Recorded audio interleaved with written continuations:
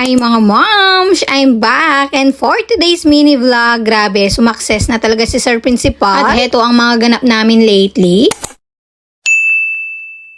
O heto na po ang request nyo. Back to mini vlog na ang mom. Linansyahan ko na nga yung susuotin ni Daddy dyan. At ngayong araw, sasamahan nating magpa-picture para sa graduation ni Daddy. Yes po, mag-graduate ulit si Sir Principal. Siyempre, heto naman ang moms nyo. Super proud. Pero bago yan, heto muna yung kaganapan kahapon. Grabe, another achievement na naman ang nakuha ni Sir Principal kahapon. Siya lang naman kasi ang napili bilang best presenter sa kanilang research colloquium. Grabe talaga yung pagka-proud ko sa kanya dahil talaga namang magaling si Sir Principal. At heto naman kami ni Milan, tahimik na nanonood sa kanya. Grabe, ang gagaling nga ng mga kasabayan niya. Pero syempre, para sa akin, ang pinakamagaling ay si Sir Principal. Ewan ko nga ba kung paano nagagawa nito ni Daddy, pero alam kong sadyang matalino talaga siya at masipag. Grabe, ang saya nga namin nung in-announce na siya yung best presenter. Sabi ko nga sa kanya, nuko, kung ako yan, mahimatay na siguro ako. At syempre, happy daw si Sir Principal dahil ang lahat daw ng ito ay para sa amin. Syempre, lalo na kay Ava Milan. Kaya naman, kung merong isang pinaka-proud na asawa, walang iba ang moms nyo. Syempre, kung ano yung achievement ni Sir Principal, ay achievement na namin ni Milan. At fast forward, nandito na kami sa lugar kung saan siya magpapapicture. At heto naman ako, inihahanda lahat ng kakailanganin sa mga oras na yan. Pinakauna kami dito sa studio. Syempre, ako yung dakilang alalay for today's mini vlog. At syempre, kailangan malago din ng alalay.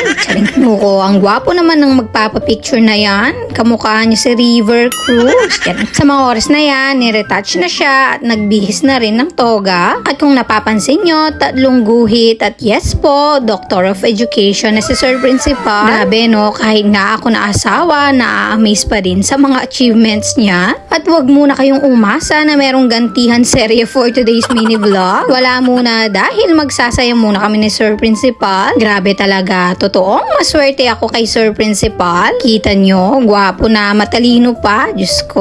At sa pagkakaalam ko, graduation picture to, pero iba pala. Meron pa pag ganitong eksena. Ano ko, bala mo, tatagal yung lakan ng Pampangan napakagwapo. At syempre, nandito ang supportive wifey na sobrang saya at proud. Lalo na ngayon sa mga achievement niya dahil nagko-content na din siya. Dati kasi pinipilit ko pa yan na isama sa aking mga vlogs at contents. Pero ngayon, nuko, game na siya. Ang sipag pa nga niyang mag-upload ng content kasi sa akin. At ang dami na ding nakakakilala at natutuwa kay Sir Principal. Kaya naman i-follow nyo na din yung kanyang Facebook page, nuko. Talaga namang matula kayo kayong content niya. At sa mga oras na yan, natapos na din yung kanyang pictorial. At sana nga, balang araw, ako naman ang magpapapicture ng ganito. At pagkatapos niyan, dumiretso na kami dito sa SM Clark. At sakto naman, nakita namin ang Mommy Dragon ng Jessie Chung and Family Vlog. Hello moms! Ang ganda at ang sexy naman niya. At pagkatapos niyan, dumiretso kami dito sa may makeup section. Nuko, kasi mangot ko dyan dahil gutom na ang mom. Kaya naman agad na akong pinakain ni Daddy. At bago kumain, ganyan yung eksena namin. Hindi na nga namin sinama si Milan para makapag-date na din kami ni Sir Principal. Ay nuko, nakita nyo, sinet up na niya yung kanyang camera. At kahit nasan nga kami, nakakagawa na ng content ang Sir Principal.